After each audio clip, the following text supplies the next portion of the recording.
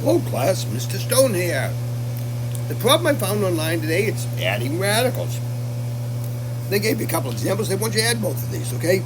So what you have is you have the square root of 12 plus 7 times the square root of 3 plus the square root of 75. And what's it equal? Okay, part of the problem here is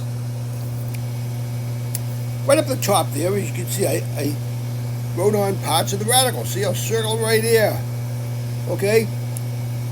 The radicand on all these have to be the same to add this. It's almost like when you add fractions, the denominator has to be the same, well, the radicand has to be the same. So if you just keep that in mind, hey, might be an easy way to remember it. Okay? So hey, let's see, can we rewrite this? So let's start with number 1. Okay, start with number 1. So we could write the square root of 4 times 3 plus 7 times the square root of 3. We can't rewrite this. Plus, now could this be written the square root of 25 times 3? Yeah, we can write it like that. So hey, let's solve this. So the first one, the square root of 4, we already know is 2, so we can put the 2 out here. Make that the coefficient of the radical. 2 times the square root of 3 plus 7 times the square root of 3 plus, now, square root of 25, we already know that. That's 5. So we make that the coefficient of the radical. So we get 5 times the square root of 3. Well, look at this. We already got all the radicands are the same. They were all square roots of 3. So hey, all we have to do now is just add the coefficient of the radicals. So we got a 2 plus a 7 plus a 5 times the square root of 3. Now, which is that going to equal? It's going to equal 2 plus 7 plus 5 is 14. So we get 14 times the square root of 3. And that's it. Square this off. Tell the teacher, hey, this is my answer. 14 times the square root of 3. And that was it.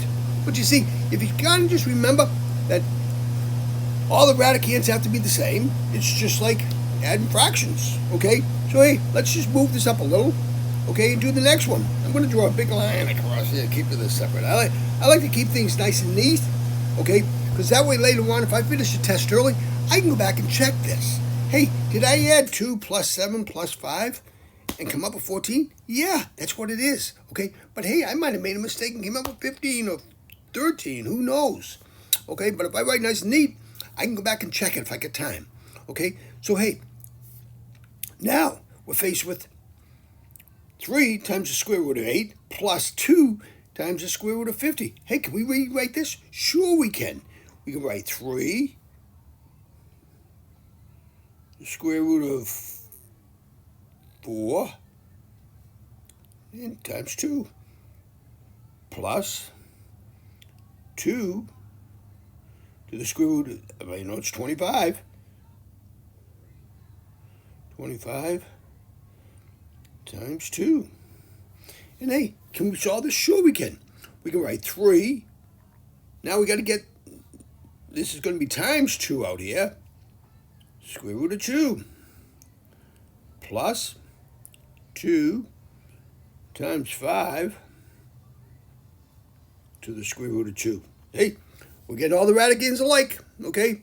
So hey, so let's see what we got here. We got 6 to the square root of 2 plus 10 to the square root of 2. And what's this going to equal? We got 6 plus 10 is 16. 16 to the square root of 2.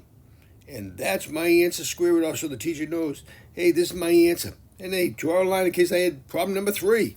Okay, and I just go straight down the line, just keep doing them just like this, and that's all there is to it. Okay, but you see how easy this is, and if you just kind of remember, so when you do have a test, that the radicands have to be the same, they're just like adding fractions. The denominators have to be the same, the radicands have to be the same. Okay, and that's all there is to it.